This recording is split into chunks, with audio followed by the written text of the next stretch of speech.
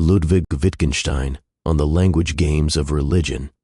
1 Soren Kierkegaard and William James 2 Martin Luther and Martin Buber 3 John Searle.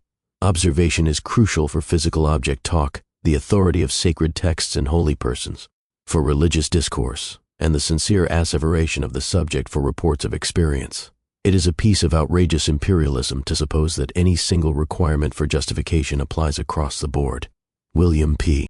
Alston, in his Yes, Virginia, There is a Real World, 1979. This short piece is largely introductory in nature. It contains very little philosophical commentary or criticism. Soren Kierkegaard and William James. Almost from the very beginning of his philosophical life, Ludwig Wittgenstein viewed religion as a form of life. He also had a general distaste for theory, whether within or outside religion.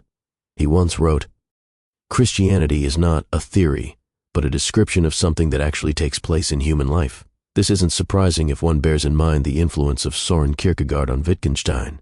Of course, it's been quite well documented that the Danish philosopher had a strong influence on the Wittgenstein of the Tractatus. It's less well documented that there are elements of Kierkegaard's philosophy that may well have also influenced Wittgenstein's later work. In respect to languages games only, Kierkegaard believed that people's religions were, in an obvious sense, either in, or actually were, forms of life. These language games or modes of being in the world, Martin Heidegger, were seen by Kierkegaard as coherent and interrelated sets of beliefs which are embodied in various practices. Kierkegaard's chief criterion for a language game, a term he never used, which he believed enabled each language game to identify other language games, is how or if each form of life determines the good life. Early on in his career, Wittgenstein also read William James's popular book, Varieties of Religious Experience. He responded to this book by saying this book does me a lot of good. It could be said that William James was a kind of early language game theorist. Indeed, James was also well known for his idea of the will to believe. This doctrine, according to certain commentators at least, states, to put it simply, though accurately, that if a religious belief works for you or works for a community as a whole, then why not adopt it? It doesn't matter if one's beliefs are true or whether or not they correspond to anything outside the actual practice. What matters are the pragmatic effects of religious belief. In fact, according to James's liberal pragmatism, unlike, say, C.S. Peirce's, a belief is actually made true if and when it works. I strongly suspect that many academic experts of James will see this as a gross simplification of James's position. So it's easy to conclude that James's views on religious practice may well have filtered down to the late Wittgenstein.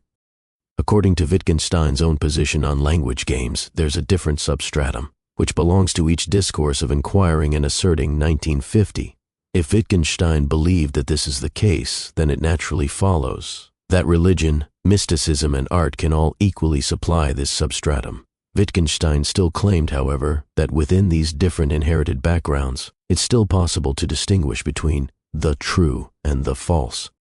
Unlike his Tractarian view on religious language, Wittgenstein's later language game position can be captured by the following equally anthropocentric and obvious passage from Franz Rosenzweig's The Star of Redemption.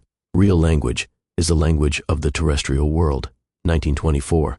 So Wittgenstein's defense of religious language games or forms of life, which, in a sense, was already a part of his Tractarian vision, if less concretely stated there, gave him a new way of defending the ineffable truths and experiences of religion and religious persons.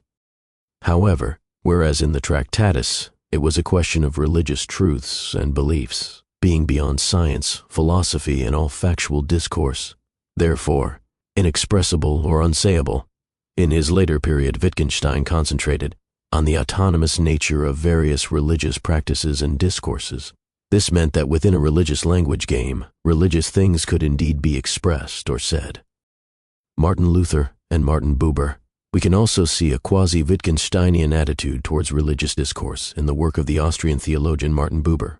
He, like late though not early Wittgenstein, believed that revelation and even religious knowledge itself are essentially a matter of linguistic verbal communications and intersubjective contact rather than of, on the model of epistemology and science, a detached observation of some kind of object or event. Buber, 1923. It's often hard to fathom whether or not religious as well as other language games were seen. by Wittgenstein to be somehow truly autonomous or also dependent on things outside the game. That is it all really a question of conventions, rules, rule following, and nothing else? Perhaps Wittgenstein's so-called anthropocentric position on religious language games may be equally seen in the light of Martin Luther's, as it were, discovery of justification by faith alone. John Searle. Despite all that, it may well be helpful to have a taster of one of the, for want of a better word, realist attacks on Wittgenstein's notion of a language game. The term realist is simply used here in the very basic sense of arguing that there must be things outside these language games which make the beliefs within them true. John Searle, for example, believed that the majority of people within religious language games won't or even couldn't accept this non-realist attitude towards religious language games, though that might well have been the case for Wittgenstein himself. Searle writes, "Whether or not there is a God listening to their prayer isn't itself part of the language game. The reason people play the language game of religion is because they think there is something outside the language game that gives it a point." Of course, we can ask here, in a Searlean spirit, whether or not the very concept of realist truth has any real purchase in some or all of these disparate language games. That is it really the case that each language game, including the language games of art and religion, can formulate and then use its own, as it were, concepts or standards of truth?